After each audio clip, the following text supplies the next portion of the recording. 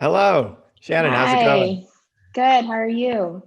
Doing great. And Billy's in here. He's getting the audio video connected. I see him coming on right now. I'm really looking Yeah. forward. So we covered financing options, kind of the big starting point to what you need in order to have a big successful Black Friday, Cyber Monday is good finances.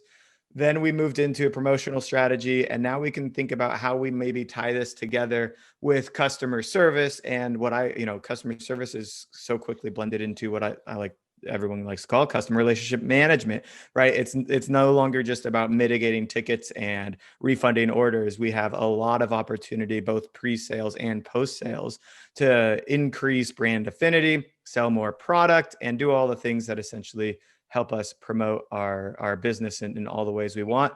And obviously, you spend a bunch of money on the inventory, a bunch of money on the ads up front. You've got this amazing funnel running that Soma just lined up. You're selling product like mad through Black Friday, Cyber Monday. What's going to happen, Billy? What's the average increase in tickets, in customer service tickets that come in through that week? Do you know, the Black Friday, Cyber Monday week? I know it's massive. Yeah. I mean, I actually have one or two slides on that, so I don't want to give it away Okay. before we start. Okay. But All right. I will answer your question. All right. With that said, I will step aside here and let you two take it away. Uh-oh. Did we lose Billy? I think so. He's frozen. No, he's back. Can you hear me? Yeah, I apologize. I'm not in my regular setup. I'm actually traveling, so I'm using the Wi-Fi at this Airbnb. So I apologize if it cuts out.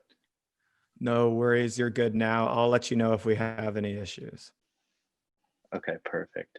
Well, yeah, I know the schedule's a little bit over time. So appreciate you letting me join, Derek. Am I ready? Is it okay if I just jump in now? Yep. Go. Okay, perfect. Yeah, so as Derek said, we're going to be talking more about the customer management side, specifically around communication, kind of how to predict and prepare for the influx that most of you are going to see. And then the second half is really going to be on the transactional side. So obviously, like with ramped up marketing spend and order volume, you have more customers reaching out. So there's opportunities to convert more of those customers as well.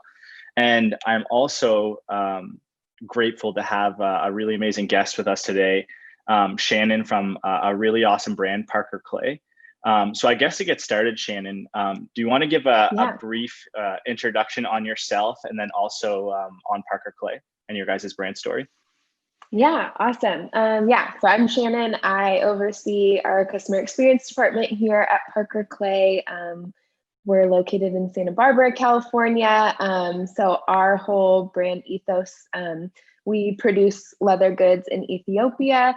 And then we do all of our sales mostly online. We have a retail store as well, but it all goes back to our factory. Our whole goal is to provide fair wages and a safe workplace for a lot of women that have come out of human trafficking and just, providing sustainable income. So with that kind of brand messaging, we definitely value people. And so that also comes down to our customers. So got to take care of our production, but then also the customers on the other end as well. So.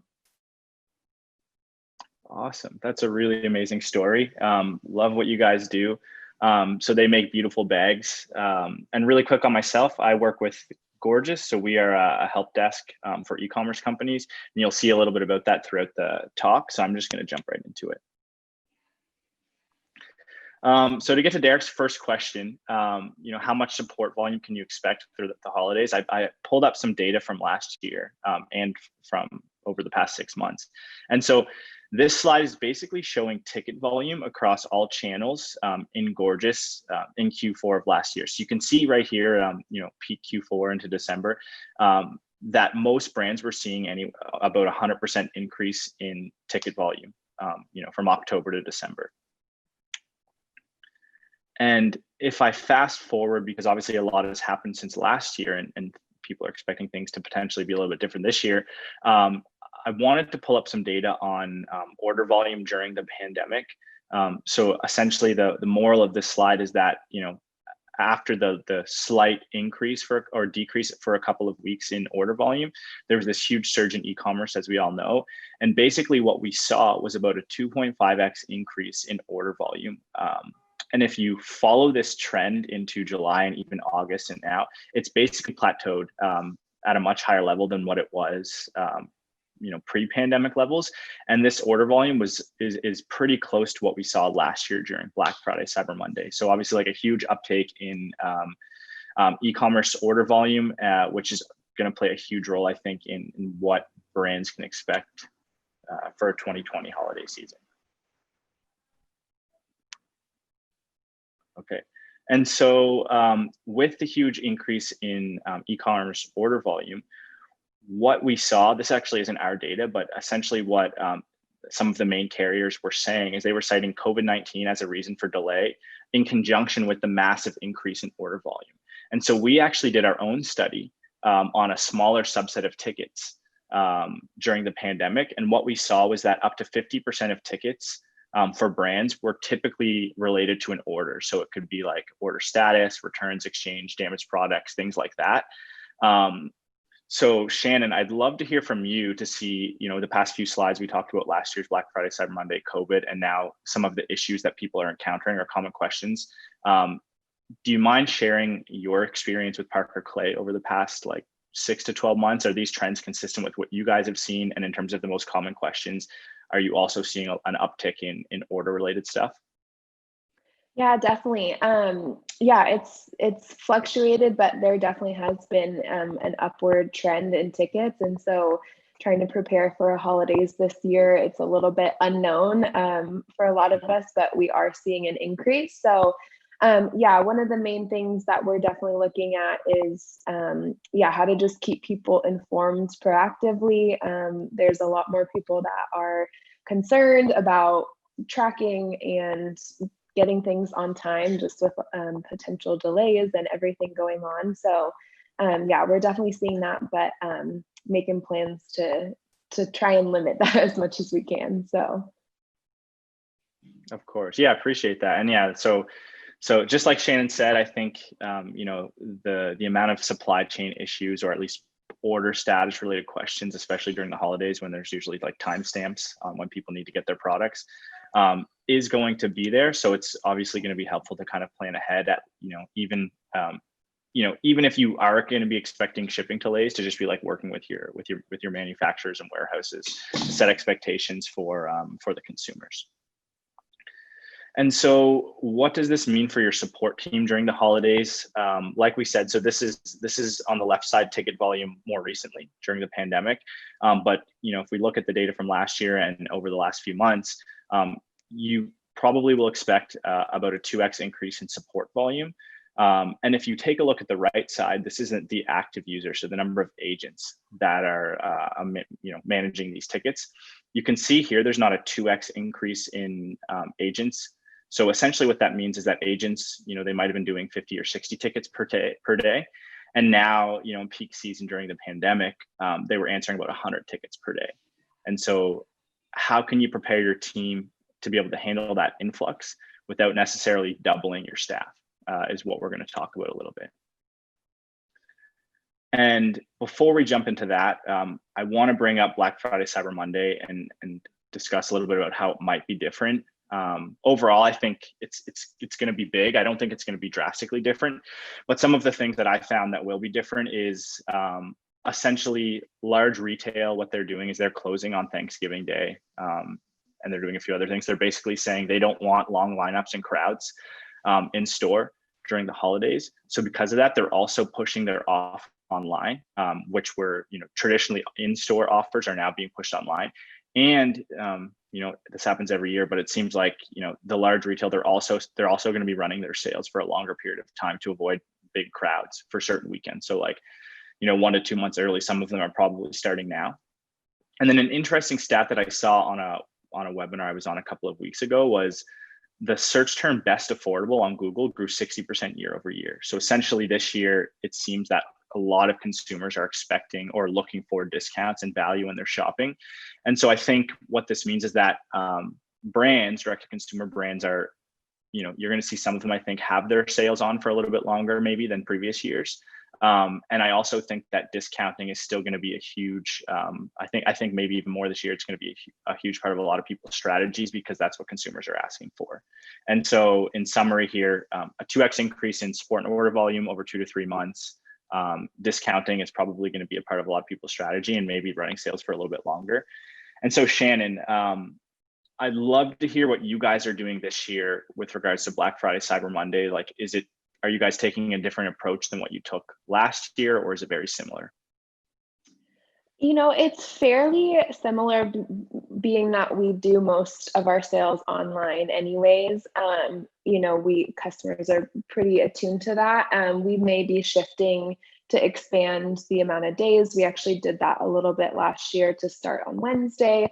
It seems like every year the trend is to bump it up further and further before actual Black Friday. And then in terms of kind of discounting, for our brand specifically, we don't want to be necessarily known for a discount brand. So it's definitely this balance of what consumers are expecting, but also making smart decisions and not just like jumping on the bandwagon. So especially during the holidays, it can feel like there's a lot of noise and you have to jump in. So super important. Our marketing team is kind of laying out everything, having backup plans, but trying to stick with kind of who we are and not getting distracted by too much of what everyone else is doing. But yeah, definitely listening to what customers are asking for, and going with that. So yeah, that's really awesome. And yeah, I guess they're like, I think obviously everyone's looking for discounts. I know you guys have a pretty, you guys have kind of like a luxury, pretty expensive bags and high quality bags that you guys are making. So I think finding that balance between like, hey, can we discount for the holidays, or can we not, and kind of how to like relay that to the customers, or even if you're not discounting, finding some sort of other value add, like, I don't know, maybe it's free shipping if you don't normally add free shipping, or something along those lines. Yeah. Awesome. So now let's talk about how you can prepare for the 2x increase that a lot of people are going to experience during the holidays with regards to their customer support volume. So the first thing, so these are snippets in Gorgeous, but they're not Gorgeous specific. Like, there's other platforms out there that have some of these features. So the goal here is just to give you an idea of how you can kind of like improve efficiency, if you are expecting a big increase. And so one of the first things that you can use are templates. So we call them macros. And essentially a macro is just a templated response. So if you get a question, a lot of repetitive questions, like I had showed a few slides ago with regards to order status, refunds, cancellations, you can have templated responses so that you can make one click and pull it and basically like your agent has one click and then they can send off that answer. And in this particular example, at least in Gorgeous, you can pull in data points from your app. So like in this case, this is a where's my order question. You can see the green data fields are Shopify data point. So like shipping information. And when you click it, it automatically pulls in that data about their order. And then another interesting point, and this will be later in the presentation, but in this macro, you can see on the bottom, these yellow points, they've basically integrated a loyalty platform called Smile, and they're embedding their loyalty points, creating a call to action. So they're saying, they're taking a support related request saying, here's your order information. By the way, you have this many loyalty points, you can redeem them here. So they're doing two things. They're giving the answer very efficiently, but then they're also creating a call to action back to the website for that customer to redeem their loyalty points. And then just building off of that one, automating. So there are certain situations where you can actually, in a very personable way, automate those replies. So this is just an example of basically using machine learning and saying, hey, if they're reaching out about their shipping and they purchased less than 15 days ago and there's a shipping URL, then automatically send them this order information. So now all of a sudden, if you're seeing an influx in these questions, your support team doesn't even necessarily have to reply to them directly. And then this one, so tagging. So tagging, there's a lot of platforms out there, help desks, not just help desks like Shopify, Klaviyo, that use tags. And I think this is probably going to be one of the more important and widely used feature sets. So essentially what tagging is, and in this case, automatically tagging. So using, whether it's machine learning, like this example, or keywords, but basically you want to be tagging your most common support requests because you can identify trends during the holidays. So like, whether it's, tagging for damages, order status replacements. Maybe you have a certain definition for urgent, so that you can go back and look for trends in what's happening during the holidays. And this can help not only for your support team, but also for your business. So like, for example, if you're getting a lot of, an influx in damaged related tickets, you can identify, okay, like what's happening, what product is it that's being damaged, and how can I fix that outside of the support team? Like, how can I go to our manufacturer or carrier and make sure that we're not damaging, or that they're not damaging our products? And then also thinking about your support team or your help desk as a collaborative space, and maybe not just your customer support team. So for example, like in Gorgias, you can pull in social comments, and you might want to have your social team in there moderating your Facebook ad and Instagram ad comments, because that can, drastically improve or reduce the performance of your ad. So like, getting to the negative comments very quickly, addressing the positive comments where there's like sentiment to purchase, things like that. And if you are doing wholesale, not just necessarily online, you can have your orders and sales teams in there as well. And so Shannon, I know you use Gorgias, and we didn't get a chance to speak before this presentation, but if you had like, I guess, one piece of advice to like help another brand support team become super efficient, like what is it that you would suggest them to look at first? Yeah, I would definitely say the ticket tagging is super helpful for us, and something that we're going to even use as in strategy for Black Friday, Cyber Monday even more, just to even kind of highlight, okay, what tickets are urgent. We use them for VIP customers, so anyone that has a certain spend, just to give them priority. And what we're going to be expanding our hours, so we'll use that to auto assign to our early team. So our early team is going to get assigned urgent order edits or product issues or anything like that, to get those urgent things taken care of, and then the rest to our later team. So that's super great. And then we use macros all the time. We're constantly kind of expanding those and making sure we just have easy answers, or even if you can have that baseline and just have to go in and edit a couple things to make it more personal, it's super fast. So awesome. Appreciate those insights. And yeah, it's also great to hear that you have like different teams in the help desk as well. It's not just like your email team, for example. Yeah.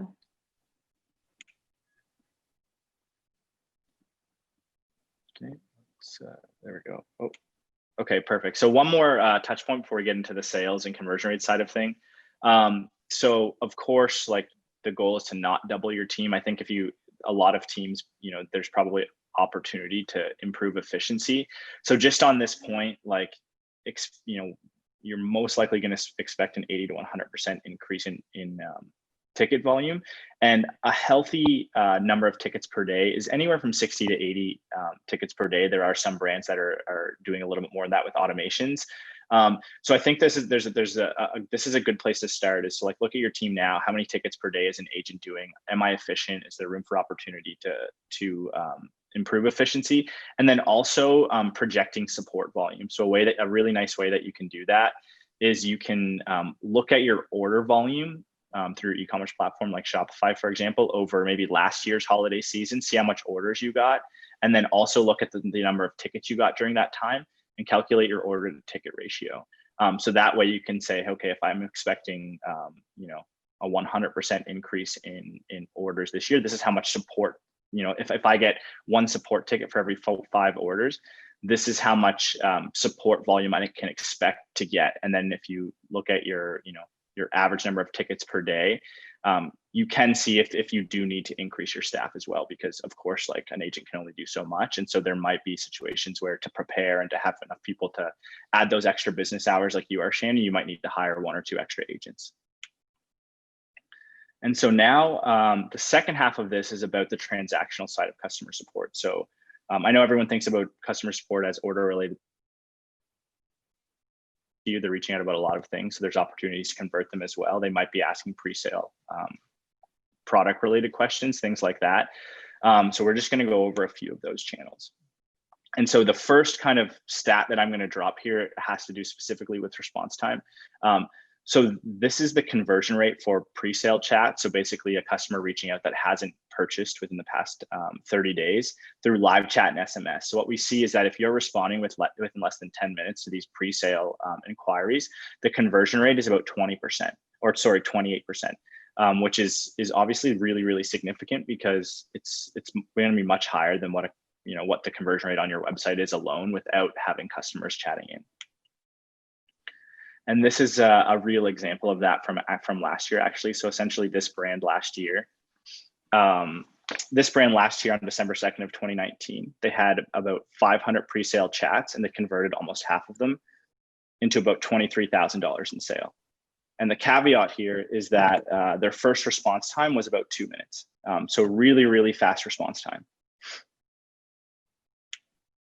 And so, Shannon, I'd love to ask you on the sales side. Oh, sorry, I think I'm having connection issues. I'd love to ask you quickly on the sales side. Are there any channels that you view as transactional? Oh yeah, for sure. Live chat is definitely huge for us. And we are able to see that revenue data on our back end. So it's super helpful to go back and just to motivate our team as well, just to say, hey, you're not just on the reactive side, you're definitely part of sales and what we're doing here. So and most customers coming in on our live chat are asking questions about product or shipping or whatnot. So that's definitely huge for us. Awesome. And so is live chat going to be a part of your strategy this year? Are you guys going to try to have somebody kind of manning that as much as possible for those fast responses? Yes, as much as possible. We previously looked into having like a third party to man outside of our normal business hours as well. Not sure if we're going to go with that based on our volume, but during our business hours, since most of our customers are in the US, just by expanding our hours, we're definitely going to try and reach a lot of people that way. So that's awesome. And we are going to talk a little bit about live chat, not too much, because I know we don't have that much time. But essentially with live chat, you can kind of use live chat differently at different parts of your website. So not only just having a generic, let us know, if you have any questions, you can send different messaging on different parts of your page, kind of like the in-store experience. So when someone walks into an in-store, it's very general, but as they start trying on products, there's more targeted messaging. And then when they get to the checkout, that's usually where you're opting them in for like loyalty and stuff like that. And so an example could be on a product page. If you have a product that has very common questions, you could actually automatically pop up a campaign that says, hey, in this example, we're talking about shoes, but hey, just so you know, like you should probably shop half a size up. So that way, if in this particular example, if people are purchasing the wrong size, now you're kind of helping them get the correct size, which obviously is going to help prevent the amount of exchanges and returns that you're getting. And then Facebook Messenger is an interesting channel. I hear some brands that really, we leverage it. We heard about it on the last talk, actually, some automations that you can do there. But I thought this was a really, really nice example when it comes to click to messenger ads.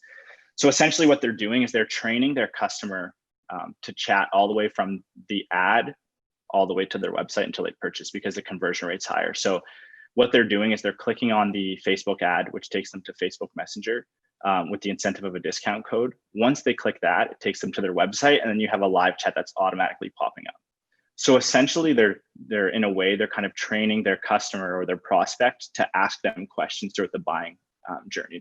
They want them to chat with them because they know that they have a higher conversion rate there.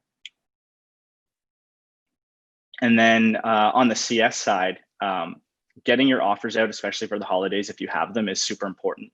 So one way you can do this is basically in your signature for all of your agents, make sure that they've highlighted what you guys are doing for the holidays, so that every time you answer a ticket, whether it's purchase related question or not, your offer is getting out there so that everybody has the chance to use it. And then of course, like an example of tracking is using a discount code to be able to track how many conversions are coming from your support team. And then same goes for comment moderation. So I talked a little bit about comment moderation. I still see a lot of threads all the time. I say it every time, but I see a lot of threads on Facebook ads where brands aren't getting to their comments, and there's a lot of really awesome comments, but essentially a way to basically retarget and convert a customer. And so the way that we kind of help brands with comment moderation is we try to split up the types of comments so that they're not just going one by one through each comment. So for example, like looking at your positive comments first, if there's opportunity to help convert that customer, getting to those. If there's negative comments, either addressing them publicly or hiding them in some instances, depending on your brand strategy. And then I've been seeing a lot of support questions on comments recently with all of the supply chain issues. People asking, saying, I purchased a month ago, my order still hasn't arrived. Where's my order kind of thing. So yeah, Shannon, I'd be curious about the comment moderation side. Is that a big focus for your guys' social team? Like, are you guys trying to get to as many comments as possible? Yeah, definitely. This is kind of still a strategy we're working on. We've had a little bit of a transition in roles in that department. So we're kind of, in the process of working on all of that. But yeah, it's super helpful to apply, some of these different tags and whatnot to social as well. Awesome. And yeah, kind of one of the, basically what we see, and I've heard higher numbers from other people, but comment moderation, if you're doing it effectively, can add about 5% in about a 5% increase in revenue equivalent to the ad spend, just because there are so many positive comments on there. And then I wanted to talk a little bit about SMS as a support channel, but also as a sales tool, because it's especially in the US, it's getting a lot of traction. And so the reason for that is, of course, the click-through rates are very high, like 90% plus in a lot of cases. And you can see here that, in this example, that when people reach out, they're saying, hey, can you send me a link with both bracelet and earrings together? So it's a purchase related question. You can pull this into your customer support help desk tool, whatever you're using, so that they can then reply and actually build that cart for that customer and convert them. And so Shannon, are you guys using SMS, or have you considered using SMS? Yeah, we are. And it's definitely taken different forms over the last year or so. We just moved over to SMS Bump earlier this year. So it's been great to have personal text back to customers. So we mostly are just using it for campaigns, but we recently also just integrated with our loyalty program as well to get some of those reminders about points and whatnot. So that's amazing. And how has it been as a channel so far this year? Do you find it to be like a very ROI heavy channel? I know I've heard numbers of like 15 to 20x your ROI, even though it is an expensive channel. Yes, definitely. Yeah, and definitely any of the big marketing campaigns, you're going to see a huge ROI. I think what we're testing now is some of those other text messages, the order confirmations, with an added discount or loyalty program reminders to see if those are engaging for customers as well. So I think we're all kind of testing around and seeing what works best and trying not to spend too much, but it's definitely engaging for a lot of people. And we're definitely trying to make sure on the CX side of things to actually engage and make it seem like, oh wait, I can actually text with someone too if I need to. So yeah, that's really awesome. And then one other thing that I'd like to mention is, even if you aren't using SMS yet, but you're considering it, you can start building up your list. So there's a lot more regulations around being able to SMS people, but you can start opting people in on your website, capturing their phone number, so that when you are ready to use it, or then when you do implement it, that you already have a list to kind of start working with. And so I think this is one of my last examples. I really like this example. I came across it about a month ago. So we had a customer using Gorgeous, and what they did was they used macros, so those templated responses. And you can see here they have like 6 or 7 what they call upsell macros. So essentially for any support related request, they have a different macro. And so this example right here is somebody that reached out. Basically, they received a damaged product, and then this brand basically used a macro for damaged products, saying, hey, we have an awesome warranty. This is how you can get it replaced. And by the way, you can actually upgrade to the premium version of this. Let me know if you'd like to. And then the client is actually responding back saying, okay, here's the broken one. I would like to upgrade to the more premium version. So essentially what they did is they just took a damaged product or a potential return and basically turned it into an upgrade. And so I thought that was a really cool example of kind of like using your support team to really, well, one, you're providing a good experience, but you're also potentially upgrading that customer. And then, so just summarizing here really quickly, this is basically just kind of a summary of what we talked about and kind of how to track. So one of the most important things I think is checking the conversion rate of your chat. Like we can see up here, it can be a very transactional channel, and with a good response time and good messaging, you can get conversion rates in some cases up to 47%.